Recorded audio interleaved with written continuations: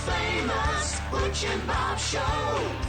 World famous Butch and Bob Show here on WIFO 105.5 FM in Jesup, Big Dog Country Radio. Good morning, Bob. Good morning. How's it going? It's going well. Good. Just remember, you got to spring forward this weekend. Yeah, well, you know, for a lot of folks, their phones will automatically do it around 2 o'clock Sunday morning, but, you know, the rest of them, like my stove and my radio clock and, you know, different ones around the house, I'm going to have to manually do Sunday morning when I wake up. You don't want to be an hour late for church. That'd be embarrassing. Walk in there and say, hey, it's already over. It's already over. Dadgummit. All right. Well, we've got guests in here this morning. Who do we have, Bob? We're talking Wayne Memorial Hospital. We got the man in charge, Mr. Joe Ierardi. We got the CFO, Greg Jones, in here. They wanted some time. Got some new doctors coming. Yeah. So appreciate y'all coming in. Always good to hear about the hospital. So thank you. Good morning, Joe. Good morning. Good morning, Greg. Good morning. All right. Thanks for letting us be here. We've got some a lot of exciting news coming up, and we want to kind of share with everybody kind of what's going on, give an update. But we've been real busy here in the last few months, and over the next probably 6 months, we have confirmed 4 new physicians, and I'll go over each one of them, talk about them real quick, that are going to be setting up full-time practices here in town. And then actually we're hoping to get a 5th physician to start maybe in August. We're still in the process of going through that. So we could have potentially 5 new physicians coming up here in the next little bit. The first physician is a gentleman by the name of Dr. Robert Fowler. Dr. Fowler is an ear, nose, and throat specialist, which are really hard to find. Ear, nose, and throat specialist. He's currently practicing in Jackson, Tennessee. Dr. Fowler comes to us with over 20 years of experience in all things ear, nose, and throat related, allergies. Going to do a lot of work with kids, with tonsils and tubes and things of that nature. So we're really, really looking forward to having him come on. He's going to start April 28th. His office will be located in the medical office building that's across the street from where Dr. Pompelli is. He'll be located in between Dr. Abraham and Dr. Stern, so we're excited about his arrival. And that's Dr. Fowler, right? Dr. Fowler. Okay. The Nose and throat. Ear, nose, and throat. The second physician is someone that I think a lot of people know. I think Craig Jones has told me he's worked on every one of his family members except for him. It's Dr. David Whitehead, who's a gastrointestinal physician, or otherwise known as GI physician, who's been practicing in Brunswick for the last almost 25 years. Dr. Whitehead has decided that he wants to move his practice and come to Jesup. He has a really large following already from folks from Jesup, so he's going to be coming here. He's going to start May the 12th, and he's going to be located in the building next to a diagonal from where our medical office building is. It's the small building adjacent to where Dr. Ronnie Harris and Dr. Pompelli used to be. Okay. So to get, again, a GI physician, a lot of places our size do not have one, and especially to get someone as experienced as Dr. Whitehead.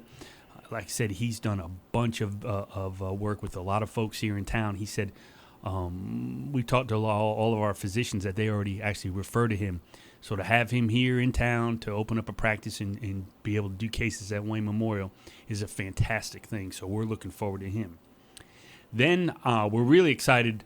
We're excited about all our physicians, but this next physician we're really excited about, his name is Dr. David Boyd. Dr. Boyd is a women's health physician who's currently working in the Baptist Health System in Jacksonville. We received Dr. Boyd's information from a community referral, actually. He is friends with Jeremy and Kaylin Godwin that live here in Wayne County, and Dr. Boyd grew up in a small town in Maryland. He's been in Jacksonville. He's a University of Florida med school graduate, Bob, so don't hold that against him. But he's worked in Jacksonville, and he kind of wanted to – it's been kind of his thoughts to get out of the Jacksonville, and he would like to live in a smaller community and live on a bunch of land. And we were able to meet him and talk with him, and he's considered one of the top women's health physicians in the entire city of Jacksonville. It was kind of funny because when we got this referral and we were talking with him, we called some folks to kind of do some reference checks, and about 2 days later, our person called and said, "How did you find this guy?" And I said, "Oh no, we told you before, we get some doozies every now and then." I said, "Okay, what's going on?" He said, "This gentleman is considered one of the top women's health physicians in Jacksonville. He's with gynecology. He's robotically trained, robotic certified surgeon, but he also trains other physicians on how to use those robots for women's health surgeries. This is a star of a candidate. We're so fortunate. We appreciate the community referral. We're so appreciative to get him to come. We've also been told, he's let his patients know that, he's going to be coming up here starting July 1. And we're being told that a lot of his patients are going to follow him from Jacksonville to come here. He's that well thought of. If you're looking for a women's health physician, I would encourage those once we go ahead and open his book sometimes, probably about 30 days before, to go ahead and make an appointment because I think he's going to fill up pretty quick. So we're really excited about him. Our fourth physician is a physician who grew up in Hazelhurst, Georgia. Her husband is from Baxley. Her name is Dr. Chelsea Carter. Dr. Carter is an internal medicine resident at the University of Georgia program. She is the chief resident at St. Mary's Hospital with the program. She is going to be going into the office with Dr. Lance Hendricks. As most of you know, Dr. Hendricks has a really big practice, and there's a lot of folks on a waiting list to get into his practice, so he really needed some help. We met Dr. Carter. We really, really liked her. She's from the area. We wanted to get her in the mix somehow, and we knew Dr. Hendricks was looking for someone. We put the two of them together. Their style medicine hit it off great. So we're really, really looking forward to having her come on and work with our internal medicine. And she's going to start September, right after Labor Day, sometime by September 15th at the latest, she's going to start. So, that's 4 physicians that do 4 totally different things that we have that we're going to be adding on to our medical staff. So we're really excited about that. And we've been pretty busy over the years with our physician recruiting. All right. Mr. Jones. Jones, did you have anything? Greg or Jones? Well, I was gonna say, he mentioned get a little closer to the mic there. He Greg. mentioned we've been busy, and we have. So in the last 2 or 3 years, we've recruited 12 physicians, actually, that are all still here. Dr. Abraham, Dr. Polander, Dr. Grasset, Dr. Akpala, now Dr. Boyd, Dr. Fowler, Dr. Whitehead, Dr. Carter, also Dr. Ram, Drs. Marino, McCarley, and Bowers, our surgeons. And all of those folks are the ones that have already been here have been very productive, and the others will be productive from day one. So, and it's not easy to recruit to small towns. You've got to find the right person. You've got to have the right equipment. Some of these people, honestly, if we didn't have this robot, they wouldn't be here. And our authority had the foresight to say, you know what, we don't have anybody on staff that can use a robot, but we need to buy one to be able to recruit ones that do when it gets time. So having that foresight, having that robot, and they all come here and they go, gosh, you guys have already got a robot. That's incredible.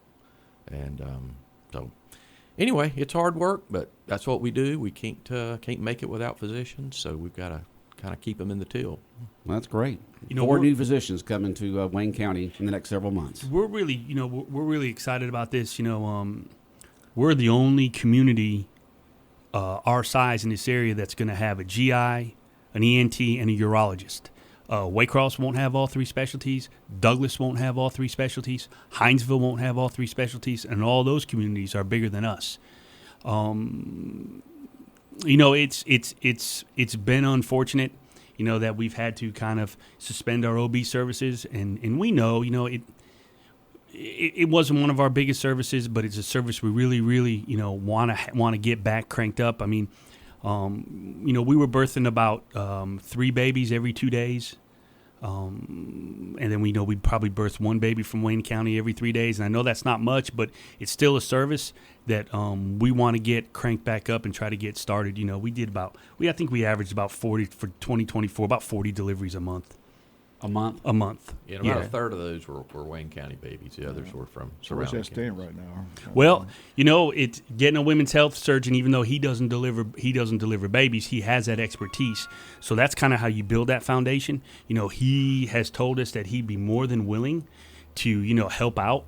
While he won't per se see patients, but he would help out, like maybe take call for them 1 weekend a month to help that. So that helps with the foundation because we have the small volume. 2 or 3 would be about the max. And part of the problem is like we talked about, is they don't want to be on call All the 10 time. days. They want to be on call 3 or 4 days a month. So if we can get folks to help bridge that gap, that's kind of what we want to do, and that's how you do that. But one of the things we have to do, and a wise person told me, and I mean my wife has told me all the time. She said, that, you got to look forward. There's a reason why in a car, the front windshield is a lot bigger than the rear And your windshield. wife said this? She told me that, and to keep things and to keep things moving forward and not look behind, not look backwards, keep looking ahead and pushing ahead, and that's what we're trying to do. Yeah, 4 new physicians and specialties like that. That's just absolutely amazing. That just shows the forward thinking of the hospital authority and you and Greg and the staff there and the community here in Wayne County to have this new hospital built many years ago, but it's still new compared to what the old one was, and to have those facilities and the support system here in Wayne County. So awesome. Folks here in Wayne County don't have to travel out of town, and we'll have a lot of folks from out of town traveling here to see these doctors, That's which right. will help the economy of Wayne County. We're the #1 tourist attraction. That's well, if you want to call it tourism, but yeah, we can go with that. And you're right. If you don't have equipment, they won't come. In the last 5 years, we've added $36 million in equipment and buildings to the health system, and that's without taking out a single loan.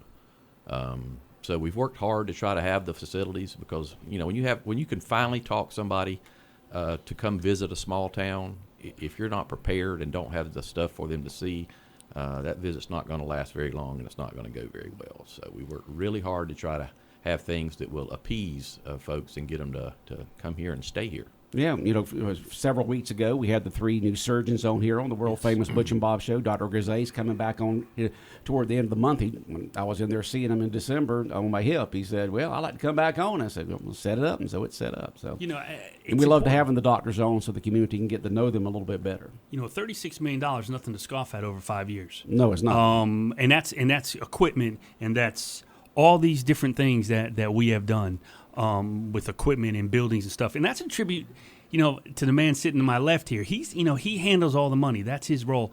And the things that he does on a daily basis allows us to do that. We've got people.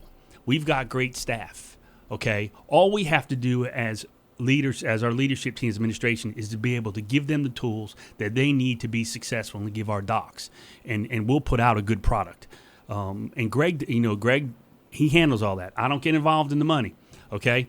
And he's real good when I come up with a dumb idea. And I come up with a dumb idea, and he'll be like, well, Joe, that's great, but did you know that it's going to cost X amount of dollars to do that, so we can't do it right now. But I can guarantee you right now, he can tell you how much revenue we did yesterday, okay, what's on the books today, okay, and what we need to have today to make sure that we're staffed properly, so our operations team can make sure we have the right staff, not too many and not too few. I guarantee if I ask him right now how much revenue we did yesterday, how much revenue did we do yesterday? 976. Okay. 976,000. Okay. Joe mentioned That's a amazing. very important thing. I mentioned the equipment and the buildings and all that stuff, and that's great. But without the people, we can't do anything. We've got the greatest staff in the world. They treat people 24/7. They treat through hurricanes, through snowstorms, through everything. These people, they just still work and treat patients, and people don't realize that. When you have a hurricane and the whole town's shut down for a week, they're not shut down. They're 24/7. They're in there working, and having to live at the hospital part of the time. That they work hard, and it shows. I'm just glad to see my good friend Joe in the studio, because according to all the internet, he's everywhere else. Do what now? I said I'm just glad to see you in the studio, my good friend, because according to the internet, you're going everywhere else. According to the internet, boy, I tell you. What's your wife say about all that stuff? What's that? I mean, she said, I wish you would have told me. No, I mean, misinformation. I mean, speaking of social media. Let me tell you. Speaking of misinformation, this is, I guess I might as well bring misinformation. Yeah. So I get a phone call last week from someone who's a friend of mine. And I'm glad he called me. He's probably listening. I'm glad he called me, and I'm not throwing shade at you, but I'm going to tell you how misinformation is. He says, Joe, I said, hey, man, what's going on? He said, why is the hospital not taking care of kids anymore? I said, what? He said, yeah. I said, where'd you get that information on Facebook? I said, did you get it from the hospital's Facebook page? No. No. I said, why don't you go look at the hospital's Facebook page and you can kind of see what we're doing, what we're not doing. So, evidently, someone has put out there that we don't take care of kids. Now, if you just take a step back and think about this, how dumb that is. So let's take a step back. Forget the humanistic standpoint that you're not going to treat your kid, you're not going to treat children, okay? Put that to the side, okay? Again, my wife's educated. Good luck going home telling her you're not going to take care of kids. I'll be sleeping in a truck. But put the human. Let's just put our business hat on. 20% of our population is 18 years and under. Why would we shut our doors and try to run a business and not treat 20% of the population? That would be like Butch telling his sales team, I want you to go sell advertisements, but this 20% of the businesses here in town, under no circumstances can you sell advertisement to. How dumb does that sound? Okay? So, I mean, I would ask that if something sounds really egregious or something sounds like it should be on a made-for-TV movie, it's probably not true. And, and I can say that, and I want to back that up with some facts of our commitment to taking care of kids, because I think you can say it, but I think what you do is obviously just as important. About a year ago, we received a grant. It's called the Kids ABC Grant. It's a grant that was done in conjunction with Mercer University and CHOA, which stands for Children's Healthcare of Atlanta, probably the largest children's hospital in the Southeast. They had a program grant together, and Dr. Stanley Jones got us that grant. I mean, if it weren't for him, we wouldn't have gotten that grant. Well, what does that grant entail? That grant entails doing all kinds of different things for kids, okay? How to treat kids, different ways of treating kids, different methods, all different types of stuff. Different assessments, how to assess, what to look at, what not to look at.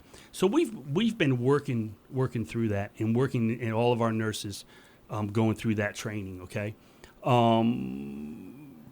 so we're commitment to being able to take care of kids, to be able to do those things. So utilizing that training. Also, all of our nurses are PALS, stands for PALS certified. Pediatric Advanced Life Support, okay? All of our nurses, if they don't have it, they get certified and they get recertified. Well, it's become such a priority for us over the year and working through this grant. Austin Lawson, who is one of our nurse educators, has actually taken a class, and he is PALS certified to be able to teach the class for certification or the recertification to our folks. So we make it very easy to get that. So if anyone tells you that we don't take care of kids or our staff doesn't have the ability to take care of kids, that's factually incorrect. And to say that they can't take care of the staff is kind of insulting. That's just amazing to me that people believe stuff they read on social media when they don't get the facts. You see it, and not only do you see it on social media, you also see it on so-called news sites. I mean, that's totally false on national or state news or something like that. And I just don't pay attention to it because I just know that it's not true. I mean, right. If it's too ridiculous. You and Joe are a lot more politically correct than me. Untruths and misinformation. My daddy had a word for people like that. He called them liars. Yeah.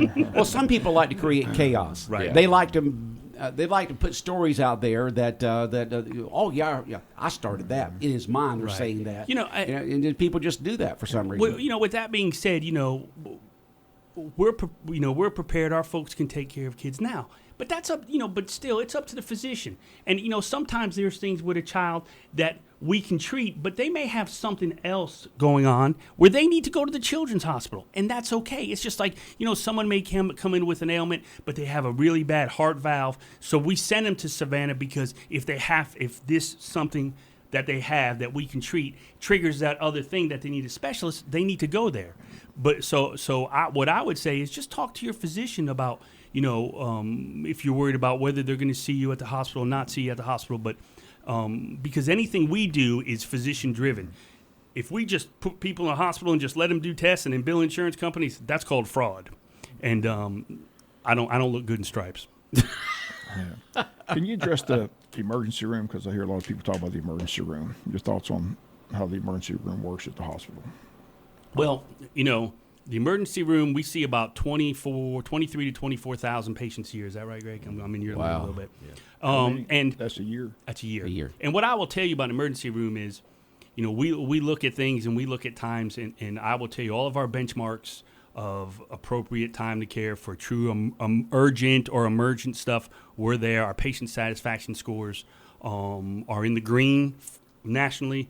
The problem you run into is, if you come to the emergency room with a sore arm that you've had for a month, you're going to wait and behind the person that comes in that needs stitches in their head. And that's the emergency room is for obviously emergent or urgent things, okay? If you come in with a sore throat, that's fine. We're going to take care of you. But you're going to wait behind the person who broke their leg or the person who had a stroke or an ambulance that's coming in. I mean, that's just how that works. But we triage folks. When you come in, you get triaged and we assess you. And we have some fast track rooms that we try to get folks in and out. The biggest problem with emergency room is emergency, utilization. And the other thing is, sometimes if you come in and you have an emergent situation, you might be there a little longer, not necessarily waiting, because they're going to run a gamut of tests on you to try to pinpoint exactly, what your issue is so you can be taken care of properly. And some of these tests take time to be done and be resulted. But we're really proud of our emergency room. We've got a great group of emergency room board certified emergency room physicians, and some extenders. And we've got a lot of nurses in there that have been there a while. And, going back to staff, it wasn't too long ago that they were taking care of COVID patients and they were running into the fire when everybody else was kind of quarantining. And their commitment is unwavering. And just joining us in the studios with us is Wayne Memorial Hospital CFO Ierardi CFO Greg Jones, and the man in charge of the hospital, Ierardi, talking about the hospital. Again, Greg, you just see all the time across the state of Georgia, across the nation, small hospitals closing down because they can't, sustain the finances. You're the financial guy, so how is the financial shape of the Wayne Memorial Hospital? Oh, we're in great shape. Like I just mentioned, in the last 5 years, we've added $36 million in buildings and equipment. Haven't taken out a single loan to do that. I've been very fortunate to be able to do that.